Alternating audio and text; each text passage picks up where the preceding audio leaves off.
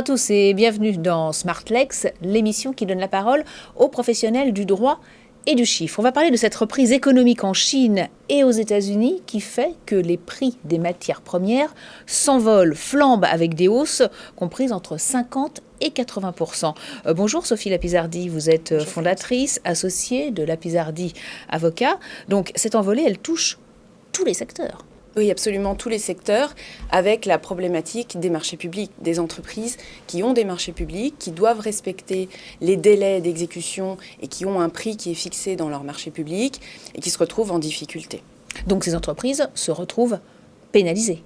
Alors tout à fait, il y a deux risques en fait concernant cette pénurie et cette flambée des prix. Le premier, c'est d'être en retard dans l'exécution de son marché, ce qui va entraîner à la fois des pénalités et avec même un risque de résiliation pour faute de l'entreprise. Et le deuxième risque, c'est effectivement d'avoir un surcoût des matières premières qui va entraîner le fait que l'entreprise va exécuter son marché public, mais elle va l'exécuter à perte. Elle va perdre de l'argent en exécutant son marché public. Mais quel risque ont les entreprises qui n'exécutent pas leur marché public? En ce moment, on sait bien quand même que la crise de Covid n'arrange pas les choses. Eh bien, c'est le risque que l'on connaît d'habitude, le risque de pénalité, le risque de résiliation pour faute. Pourquoi ? Parce qu'en fait, le gouvernement a fait des annonces, mais pour l'instant, il n'y a rien d'automatique, il n'y a rien d'obligatoire. Donc les entreprises doivent être très vigilantes. On va revenir sur les annonces du gouvernement, mais tout d'abord, quelles sont les particularités des marchés publics pour bien comprendre ce que peuvent faire les entreprises? Tout à fait. Alors, les marchés publics, ce qu'il faut comprendre, en fait, c'est un contrat entre une administration et une entreprise avec l'utilisation de deniers publics.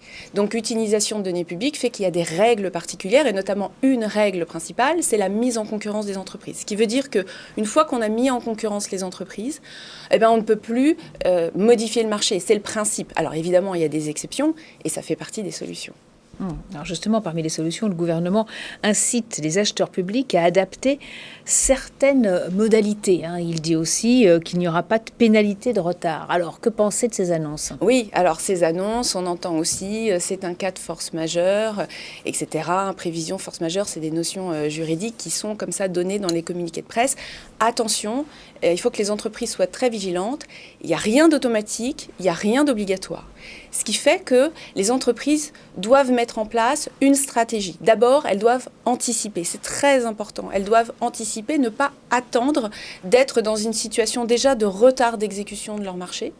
Et puis, elles doivent mettre en place une stratégie. Alors, c'est ce qu'on fait avec nos clients. On met en place une stratégie qui va consister d'abord à analyser leur marché public pour détecter ceux qui comportent le plus de risques et puis pour regarder les règles de formalisme. Il y a beaucoup de formalisme dans ces marchés et il faut les respecter parce que sinon on ne pourra pas aller négocier. Parce que la clé de ça, c'est d'aller négocier avec les administrations. La négociation est quand même toujours possible. C'est-à-dire que là, on peut quand même arguer qu'il y a une pénurie de matériaux, que les prix flambent et que du coup ça bouge un peu les conditions du contrat. Tout à fait, mais pour ça, il faut travailler avec un solide dossier. Il faut d'abord anticiper, ne pas arriver déjà en retard ou déjà pris à la gorge par une augmentation du prix des matières premières.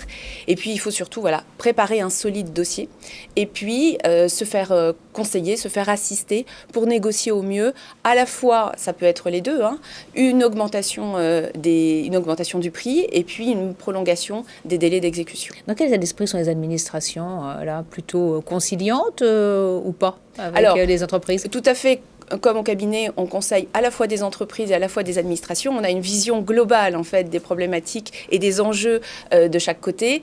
Ce qui est sûr, c'est qu'elles sont attentives, mais vigilantes. Donc, il faut arriver avec un solide dossier. Ce sera le conseil donné aux entrepreneurs. Merci beaucoup, Sophie Lapizardi, d'être venue sur le plateau de l'émission.